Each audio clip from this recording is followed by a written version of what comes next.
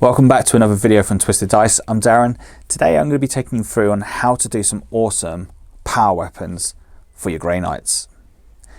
Now, if you don't own an airbrush, I've got another video where I've done one in 12 minutes using a paintbrush and a hairdryer. So if you don't own a airbrush and you want to learn how to do that one, follow the links, and hopefully in the bottom of this video, or there should be a drop down, or at the end of the video there'll be a link. Follow it through and I'll show you how to do it with a paintbrush. But more importantly, this one is going to show you how to do some stunning results using an airbrush, and hopefully you're going to get some tips and tricks from this. I think it's turned out absolutely awesome, and really do like it. I think it's really cool. End result is up on our Facebook page, and it's also on our Instagram. Again, links are in the description, so you can check out some closer pictures on that. If you haven't already, if you could do me a massive great favor just by subscribing to the channel, it really does help us out. So if you like what we do, don't forget to hit the sub. More importantly, don't forget to hit the like on the video as well. It helps us out massively.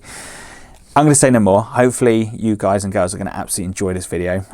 Drop some comments down below, tell us what you think, and I'll see you at the back end of this video. Welcome to this short video on how to do power weapons on Grey Knights. As you can see, I've got a little custom Grey Knight model here that I'm just doing up. As I'm about to do the plasma weapon, as I'm about to do the power weapon, I thought I would go through it and how I do it using an airbrush. I've got quite a lot of Grey Knights I've got to get through very, very quickly, and the quickest way of doing it is sometimes through an airbrush. So what we're going to do, I'm going to mask off the blade first of all. So I'm just going to get some masking tape, and now with that masking tape, I'm going to cut that down in half because that's going to be a bit too big and it's going to become a bit of a problem. Let's just get that down like so. Now, when you're painting power weapons, sometimes you're not going to have the opportunity to take the model or take the weapon away from the actual model itself. So what I'm going to show you is how you paint the weapon with the model still attached. So first of all, what we're going to do, we're just going to mask this up to get it to the line as best you can. And let's go to there. So you can see the weapon itself is just primed black at the moment. And we're just going to take that bit off there. And then on the other side, we're just going to repeat the same process, but what we're going to do, we're just going to go a little bit, we're just going to go on the other side. Like so.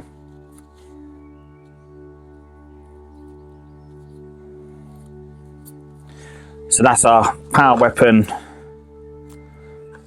masked up. Just give it a little rub down the side, just make sure you're not going to get no paint slipping through. Now what we're going to do now is we're going to go in with a white, and then we're just going to do some pre-shading, and that pre-shading is going to play a massive great part a little bit later on. So for the pre-shading, I'm going to be going in with my favourite, which is the Tamiya white, flat white. You can see I'm not going with loads, I'm just going to go a little bit. Now, if you're new to the airbrush, I would recommend probably just doing that in a cup, just so you get the consistency right. Okay, let's just give it a little test. Yeah, perfect. Right, so what we're going to do with this bit, we're going to do whatever we want it. So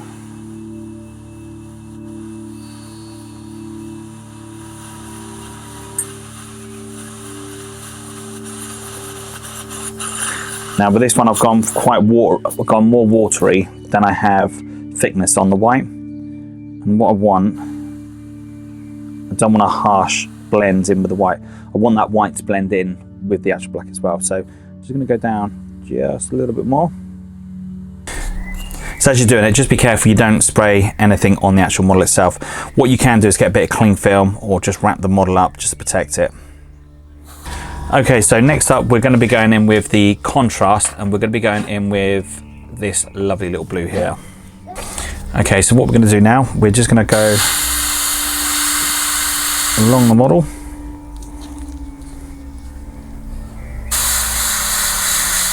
But we're not going to go right to the tip.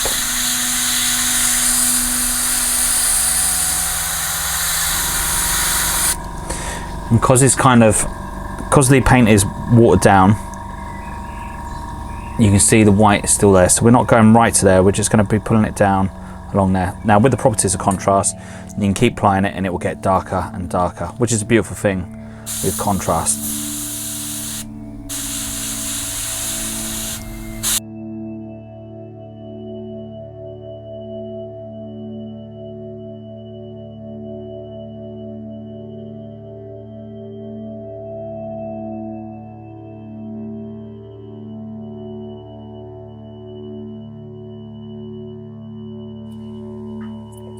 So what we're going to do now, we're just going to add a little bit darker into the mix. So what we're going to do, we're going to go in with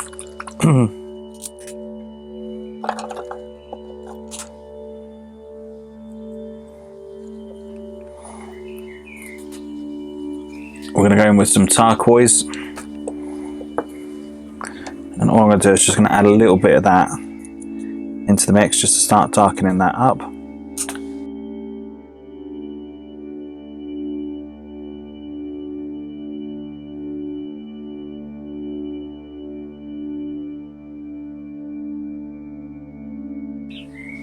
And then what we're going to do, we're just going to add a little bit more into the mix, just darken it up again.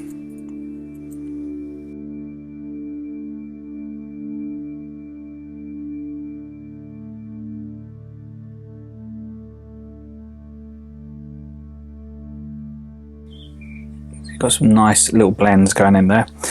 So what we're going to do, we're just going to tip the excess away.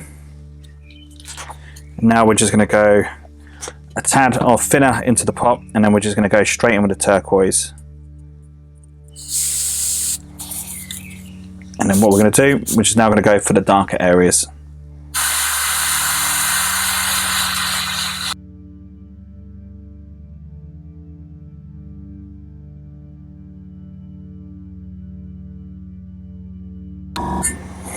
And then we're going to apply another coat, again going back down the blade to the darker points. And you've got a nice transition in between. So we'll let that dry, and then what we'll do, we'll remask back up for the next side.